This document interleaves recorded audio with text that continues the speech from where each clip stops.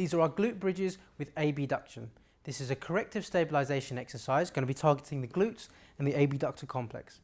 The reason why we'd use it, if during a squat your client exhibits adduction of the knees, so the knees moving to the midline, or if on a single leg you find the knees again adducting into the midline, this is a great way to get the abductors to fire, pull that femur back round into a neutral position. Okay, if we turn around, we can have a look at Stuart here. He's got his feet hip width apart, nice and neutral through the middle. His knees over his second toe. We have a Dynaband here. We can use any type of tubing. If it's a beginner exercise, we want to keep the resistance quite low, but we can double up on bands or use thicker bands to increase the resistance and make the abductors work harder.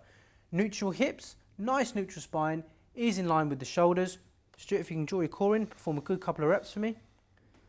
Let's see what goes on. He's keeping the band apart, so he's keeping his knees hip width apart. He's driving up through the glutes, getting very good hip extension, and right up getting good thoracic extension. All the time, if you note, core still drawn in.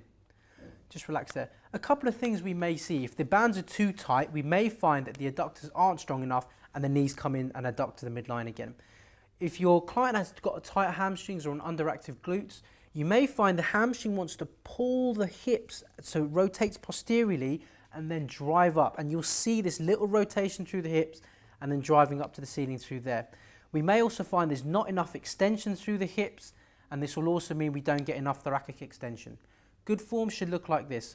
Knees stay hip width apart, so we're really using the abductor complex to keep this band apart, driving up with the glutes. We know we're using the glutes because the hips stay neutral and we get good thoracic extension. Note, core's engaged all through, there's no distension. Brilliant, just relax there. Thank you. Those are our glute bridges with hip abduction.